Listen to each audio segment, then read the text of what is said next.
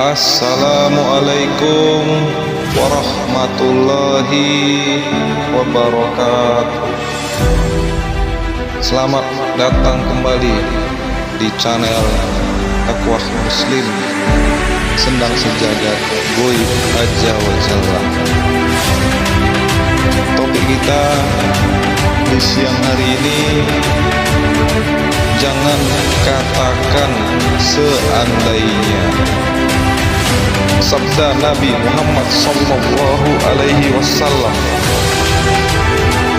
mukmin yang kuat lebih baik dan lebih dicintai oleh Allah Subhanahu wa taala daripada mukmin yang lemah. Namun keduanya tetap memiliki kebaikan. Bersemangatlah atas hal-hal yang bermanfaat bagimu.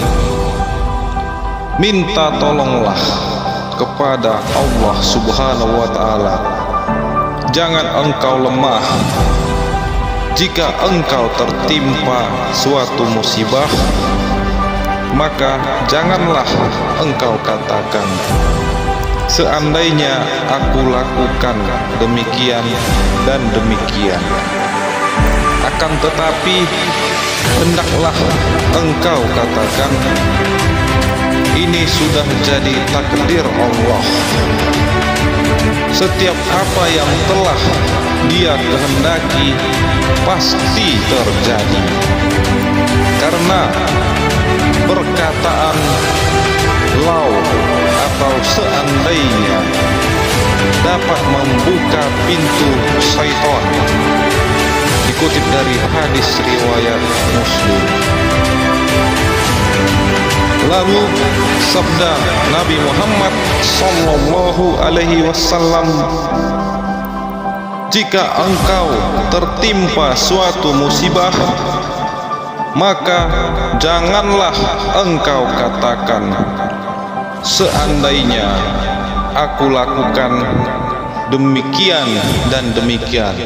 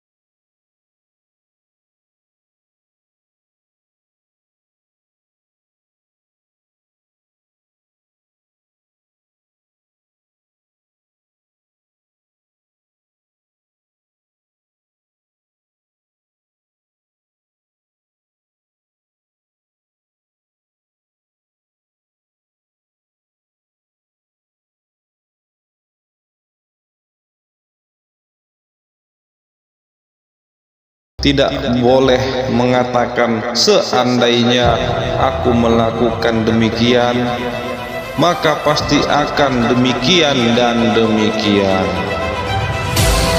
Hal ini diterangkan dalam sabda Nabi Muhammad SAW selanjutnya.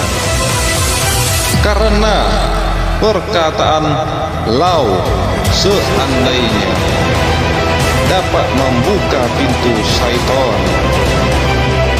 Maksudnya apa?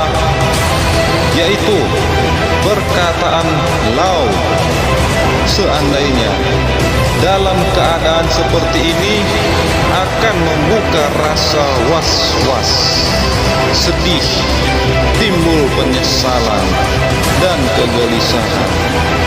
Akibatnya, karena rasa sedih semacam ini, engkau pun mengatakan, seandainya aku melakukan demikian, maka pasti akan demikian dan demikian. Saudara-saudariku yang dirahmati Allah Subhanahu wa taala, adanya disyukuri, jangan sombong. Tidak adanya tetap disyukuri, sabar, ridho dan tawakal.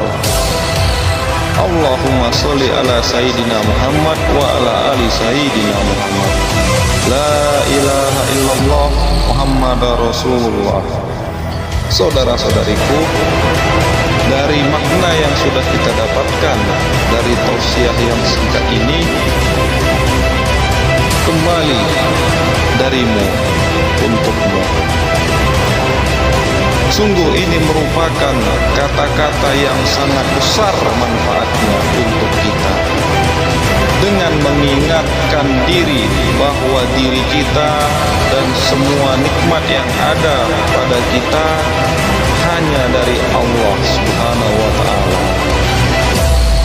dan harusnya kita persembahkan hanya untuk Allah Subhanahu wa ta'ala. Maka kita bisa dan akan menghilangkan kata-kata seandainya demikian maka demikian. Ikhlas dalam melakukan kebaikan, dan itu termasuk kunci diterimanya amalan. Ini juga yang mempengaruhi besar kecilnya pahala suatu amalan. Mudah dan ringan melakukan kebaikan, karena seringkali beratnya suatu amalan disebabkan oleh perasaan bahwa apa yang kita lakukan adalah karena sebab kita, bukan karena sebab Allah.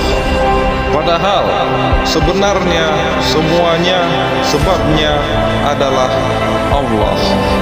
Tanpa Allah kita tidak bisa mendapat apapun, dan tanpa Allah kita tidak bisa melakukan apapun.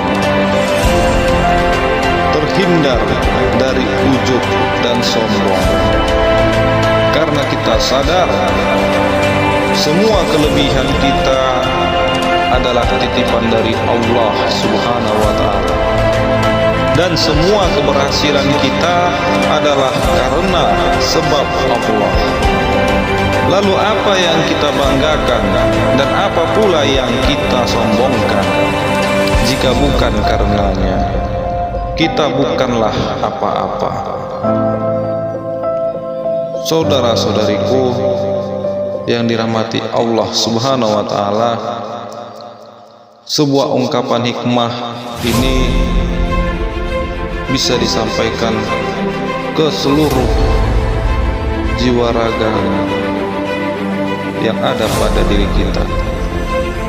Ungkapan hikmahnya tidak peduli berapa banyak nasihat yang engkau berikan kepada anakmu, dia hanya akan mengambil sedikit perkataanmu, yang diambil banyak adalah perilakumu.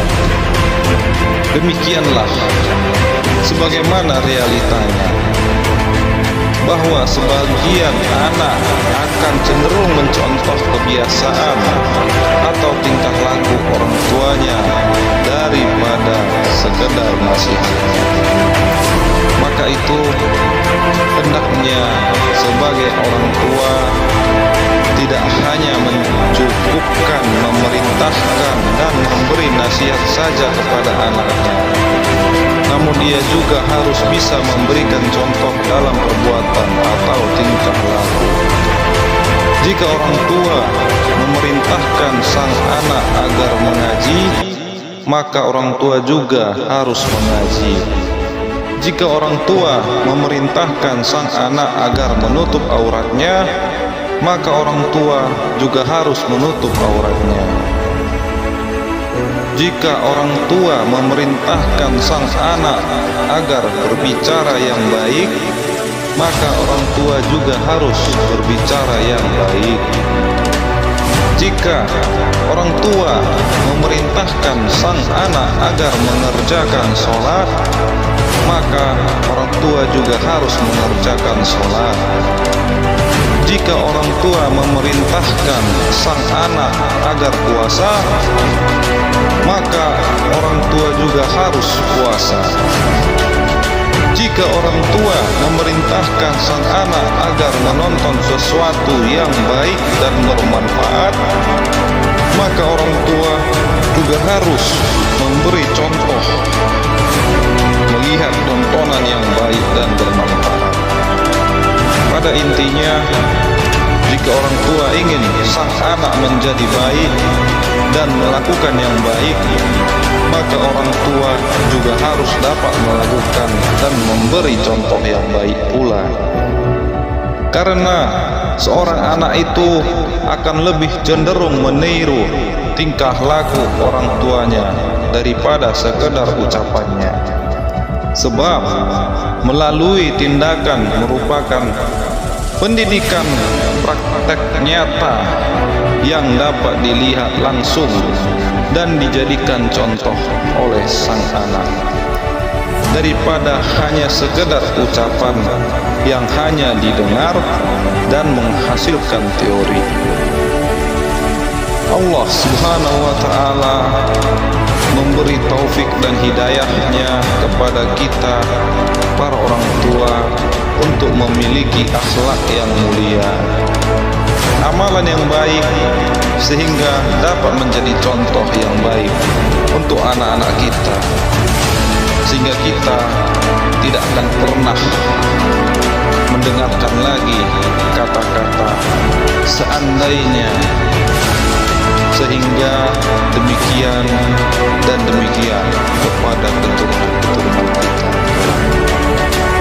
Marilah kita sama-sama membenahi diri secara perlahan-lahan namun sesegera mungkin, karena waktu kita tidaklah banyak lagi di dunia ini. Semoga bermanfaat. Wabillahi taufiq wal hidayah. Wassalamualaikum warahmatullahi wabarakatuh. Sampai bertemu kembali di sesi berikutnya.